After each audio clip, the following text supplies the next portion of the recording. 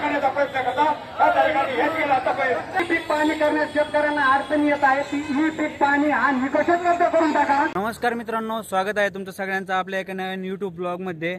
आज मी जात आहे आंबडला, कारण की आंबडमध्ये आपल्या सगळ्या शेतकरी बांधवांचा आज बोंबामारो मोर्चा आहे, जो की आपले इतक्या अवकाळी पावसामुळे जे आपले सगळे शेतकरी बांधवांचे इतकं मोठ्या प्रमाणात नुकसान झाले, त्याची लवकरात लवकर सरकारने भरपाई करून द्यावी आणि ती पण एकदम योग्य किंमत त्या आपल्या नुकसानीची आपल्याला द्यावी। त्यामुळे आपल्या सगळ्या शेतकरी बांधवांनी मोर्चा काढलेला आहे। आपल्या मत्स्यधरी देवीच्या मंदिरापासून तहसील कार्यालयापर्यंत एकदम शांततेत मोर्चा असणार आहे। तर मोर्चा कसा होता, मी जेव्हा आंबडमध्ये आलो होतो तेव्हा मी बघितलं होतं की जवळजवळ 100-200 शेतकरी जमा झाले होते आणि आता त्यांनी मोर्चाला सुरुवात केली होती। सबस्क्राइब करून घ्या।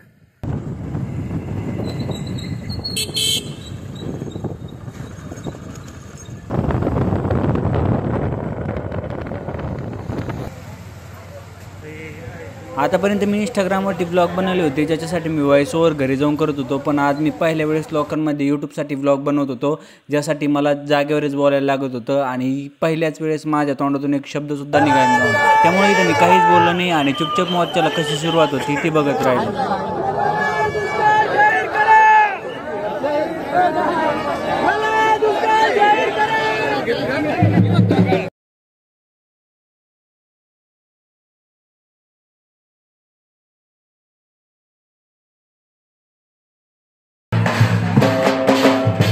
मला वाटलं होतं या मोर्चासाठी जवळजवळ 1 लाख शेतकरी आंबडमध्ये येतील, पण या मोर्चासाठी 200 शेतकरी आंबडमध्ये आले आणि जर शेतकरी असा स्वतःच्या हक्कासाठी लढायला पण नाही आला तर कोण त्याच्यासाठी भांडल आणि कोण त्याच्यासाठी न्याय मागल।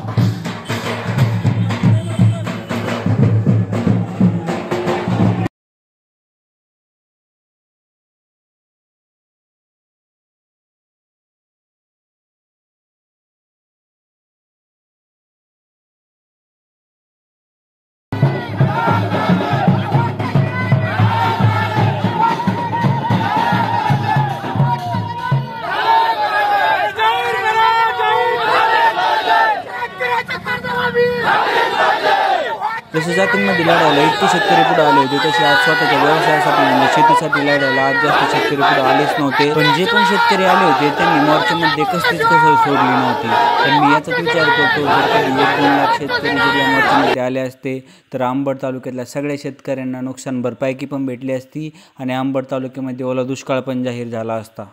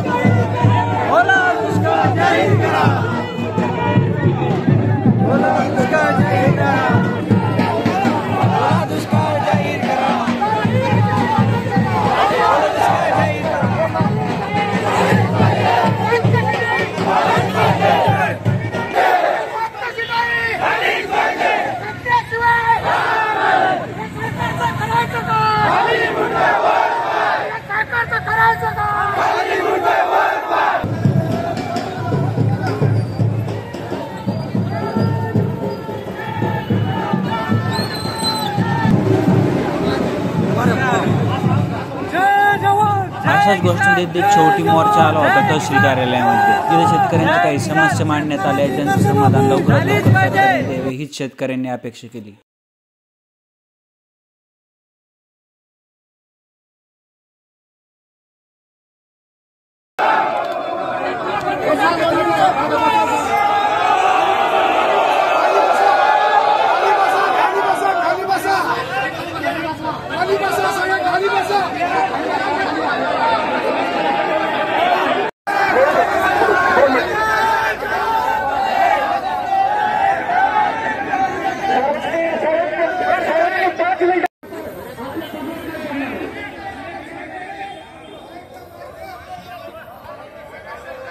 20 वेळेस आपलं जे नुकसान आहे ते निसर्गाने केलं, पण 80 वेळेस या शासनाच्या धोरणाने केलं. सरकार कुठलं असू द्या, महाविकास आघाडीचं असो अथवा हे अदानी अंबानीचं भाजपचं सरकार असो, दोन्ही सरकारनं शेतकऱ्यांची माती केली, शेतकऱ्याची माती केलेली आहे. आज बघा तुम्ही शेतकरी मोठ्या आशानं आपल्या मुलीचं लग्न करेल, शिक्षण करेल, यासाठी सगळेजण या ठिकाणी आपल्या मोठ्या शेतीमध्ये आपला डाव खेळतो. प्रत्येक खेळवणी आहे, लागण तर लागण आपला ते तर लागणार नाही, अशा हिशोबानं आपले शेतकरी त्या ठिकाणी लढत आहे. शेतीमध्ये आपण टाकलेला धन आज या ठिकाणी पूर्ण मातीमध्ये पाण्यानं पूर्ण निसर्गाने या ठिकाणी आपलं वाहून गेलेलं आहे. आणि यासाठी आपण सर्व शेतकरी ज्या कोणी टीमनं या मोर्चाचं या आंदोलनाचं नियोजन केलं असेल त्यांना साष्टांग नमवत. जे धन्यवाद माता पिता त्या लोकांनी आंदोलन उभं केलं, कारण की जातीसाठी पक्षासाठी स्वतःच्या नेतृत्वासाठी लोक समोर त्यांना बघतात. कोणाला वाटत मी पुढं तू पुढं, कोणीच नाही, सर्व शेतकरी आहेत. शेतकऱ्यांचं प्रत्येकाचं नुकसान झालेलं आहे, कोणताच शेतकरी नाही, सोयाबीन असो. तुम्हाला माहित आहे की तुम्ही मारा केली सरकारचे हे करून घ्यावं लागेल आपल्याला, तुम्ही मारा केले. अरे फुकट देणार नाहीत आपल्याला अनुदान, मी फुकट देणार विमा. अरे तुमच्या कष्टाचा, तुमच्या बापाच्या कष्टाचा, तुमच्या खर्चाचे पैसे घ्याल हरामखोर. यांनी आपल्याला मतं मागितले, यांनी आपल्याला पाय पडायला आलो, यांनी आपली सगळे जीएसटी मार्फत इतर करामार्फत पैसे जमा करतात. तेच आपल्याला आपल्यावर उपकार काहीच नाही, ते तुम्हाला कळलं पाहिजे. आधी तुमचे पैसे दे, तुमचे आणि तिथं जाऊन कुठेतरी आपल्या आंदोलनाला कुठेतरी टर्निंग पॉईंटला काम करत असतात. मागच्या वेळी काय तुम्ही करतात, कुठेतरी जाती भांडण करण्याचा प्रयत्न करतात. त्या ठिकाणी हेच केलं आतापर्यंत. अंबड तालुका ओला पहिली मागणी आहे आपली. अंबड तालुका ओला दुष्काळ जाहीर करा, शेतकऱ्यांची सरसकट कर्जमाफी करा, कुठलाही निकष न लावता. कारण या निकषांमध्ये अडकवतं शेतकऱ्यांनी बँकांनी यावरची सक्तीनं गोड बोलून शेतकऱ्याकडून पुनर्गठन करून घेतले. त्या माध्यमामुळे आपण सरसकट कुठलाही निकष न लावता कर्जमाफीची मागणी केली. शेतकऱ्यांच्या मुलांची शैक्षणिक फीस ही सरसकट माफ करा. सन 2018 मध्ये ICICI लोंबार्ड कंपनीने 1352 कोटी रुपयाला आपल्या शेतकऱ्याला जिल्ह्यात पुन्हा लावला. अशा काही याचिकाही हायकोर्टात दाखल झाल्या गेल्या. मात्र आमच्या आठवड्यामध्ये शेतकऱ्यांच्या खात्यावर व्याजासहित रक्कम जमा करा असे आदेश असतानाही आपल्याला रुपयाही भेटलेला नाही. ती मागणी आपण याच्यात केलेली आहे. ई पीक पाहणी करण्यास शेतकऱ्यांना अडचणी येत आहे. ती ई पीक पाहणी हा निकषच रद्द करून टाका. सातबाऱ्याच्या ज्या नोंदी आहेत त्या नोंदीप्रमाणे करा लावा. आणि पहिली गोष्ट सगळ्यात महत्वाची म्हणजे पंचनामा. पंचनाम्यामध्ये तुम्ही 3 महिने घालता, 4 महिने घालता, 2 वर्षाची. अजून काही शेतकरी 63,000 शेतकरी अंबड घनसावंगीमध्ये आमच्याकडे डाटा आहे, त्यांना 2022-23च अनुदान मिळालेलं नाही.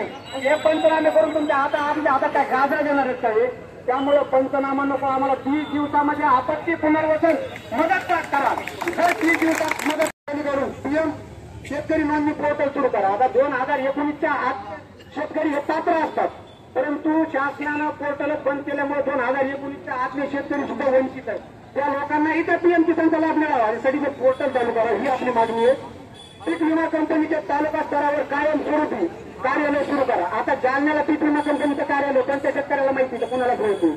या ठिकाणी आपल्याला ज्या उंबरटा उत्पादन लागू होतं 3 वर्षातून असते. अरे बाबा इथं आम्ही रोज काम करतो, 5 रुपयाचा बिस्किटचा थोडा लेकराला देत लवकर, आणि तुम्ही 3 वर्षातून उंबरटा उत्पादन जाहीर करता. 80% आणीवरी दाखवूनही आमच्या हातामध्ये 5,000 रुपये विमा येतो. म्हणजे किती आपली छळ लावलेला. म्हणजे विमा कंपनीना फक्त मोठे कंपनीवाले मोठे करायचा कारभार सुरू आहे शासनाचा. तर त्या कंपनीमध्ये आपण त्यांची कंपनी सरसकट तालुका स्तरावर पण तक्रार समिती अजून स्थापन होईल. तालुका स्तरावर ती तक्रार समिती स्थापन करून शेतकरी प्रतिनिधीचा निवड करून कंपनीचं काम पारदर्शक व्हायला हवं, ही पण आपली मागणी आहे. शेतात राहणाऱ्या शेतकऱ्यांना रात्रीचे लाईट कायमस्वरूपी उपलब्ध करून द्यायची. आता बरेचसे शेतकऱ्यांच्या शेतवस्तीवर घरे अशा पद्धतीने हा मोर्चा पार पडला. ज्या मोर्चाच्या माध्यमातून सगळ्या शेतकरी बांधवांच्या खूप साऱ्या मागण्या सरकारसमोर ठेवण्यात आल्या. आता सरकार याच्यावरती किती लवकर अंमलबजावणी करते हे सरकारवरती डिपेंड करत आहे. पण पुढच्या वेळेस जेव्हा आपण असा कोणता एखादा मोर्चा होईल जो आपल्या सगळ्या शेतकऱ्यांच्या हितासाठी असेल तर जात धर्म वगैरे काही न बघता आपण सगळ्यांनी तिथे यायला पाहिजे. कारण की जोपर्यंत आपण एकजूट होणार नाही तोपर्यंत आपल्या शेतकऱ्यांना न्याय भेटणार नाही. बाकी जर व्हिडिओ आवडला असेल तर व्हिडिओला लाईक करा, आपल्या सगळ्या शेतकरी मित्रांपर्यंत हा व्हिडिओ शेअर करा आणि अशाच व्हिडिओसाठी आपल्या चॅनलला सबस्क्राईब करून घ्या.